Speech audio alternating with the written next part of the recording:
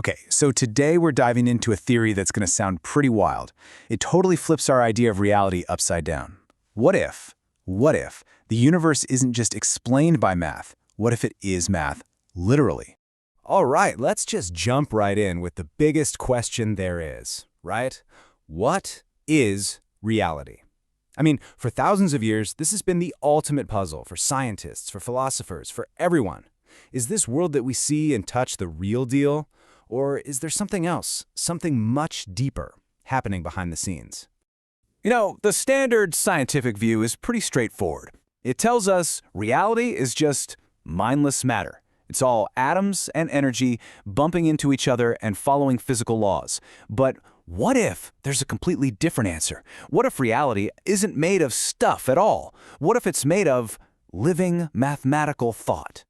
Now, this idea of a universe made of math, it's not some brand new thing. It's actually a super modern twist on a really old quest from the ancient Greeks. They were looking for something they called the arche. You know, the one fundamental substance that everything is made of. They guessed things like water or fire, but here's the crazy idea. What if the arche isn't a thing at all? What if it's a language? And the first guy to really run with this was Pythagoras. Yep, the triangle guy. His whole philosophy, all things are numbers, is basically the foundation for this whole way of thinking. He looked at the world and didn't see chaos. He saw a deep, beautiful, mathematical harmony running through everything. Okay, so let's follow this train of thought. If reality really is a language, then like any language, it has to have an alphabet, right? Some basic building blocks that you can use to create everything else.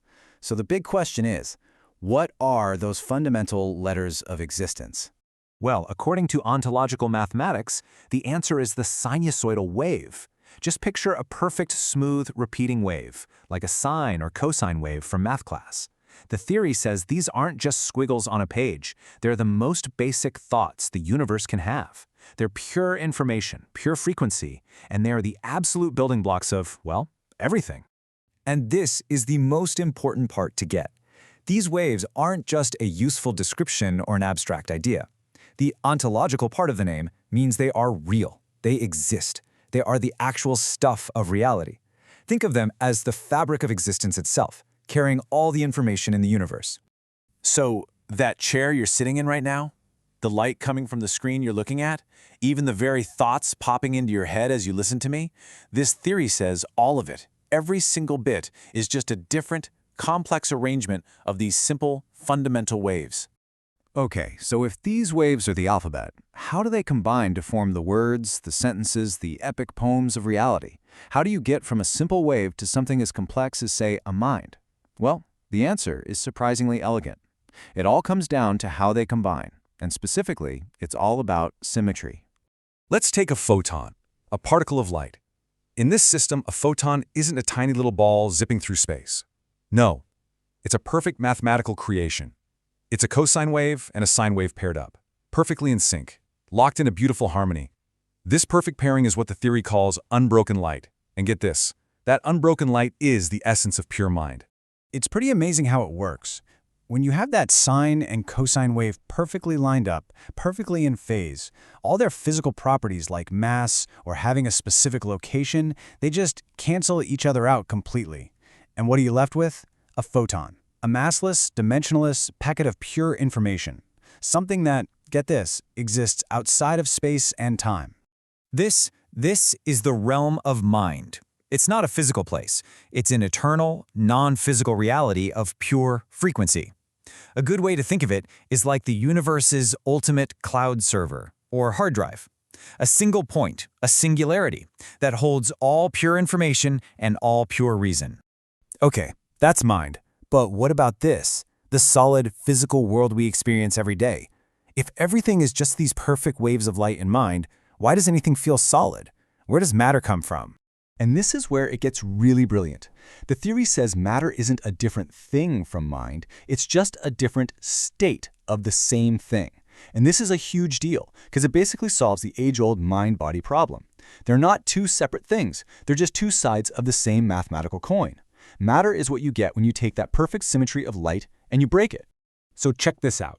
You start with the exact same two waves, the sine and the cosine. But this time, you just knock them a little bit out of sync. You push them out of phase. That's it. That tiny little shift shatters their perfect balance. And in that moment of asymmetry, bam, you get the properties we call matter. You get mass, you get size, you get a specific location in space and time. So this broken light is what makes up our entire physical world, the dimensional, space-time reality that we see, hear, and touch. But the key is, it's not the fundamental reality. It's more like a projection, maybe even an illusion. It's an effect that's created just by messing with the relationships of those pure underlying mental waves. Okay, so we have these two distinct realms, right? We have the timeless, non-physical world of mind and the physical, space-time world of matter. So how do they talk to each other? What's the mechanism that lets one project the other? How does this whole thing actually work? The bridge, the translation layer, is a type of math called Fourier mathematics. The best way to think about it is like the operating system for reality. It's the code that takes pure frequency information, imagine a sheet of music, and translates it into a rich, six-dimensional experience, the actual symphony you hear in a concert hall. It is the engine that runs the whole holographic show. And this all leads to the most mind-bending conclusion of all. The physical universe isn't solid. It's a hologram, a cosmic mental hologram generated from a non-physical, collective, mathematical mind. This world of solid tables and chairs and stars, it's an incredibly detailed illusion, and it's written in the pure language of light. Now, I know this sounds huge and abstract and cosmic, but it has unbelievably profound implications for you, for me, for every single one of us. Because if the universe is a hologram, what does that make you? What's your place in this grand equation? Well, the theory says you are not your body. Your true self is something called a monad. Think of it as an eternal, indestructible, mathematical soul. This soul, which is really just your own unique frequency, exists forever in that non-physical domain, in that singularity we talked about. And your body? It's your avatar. It's a temporary, remote-controlled projection that your soul uses to experience and interact with this shared cosmic hologram.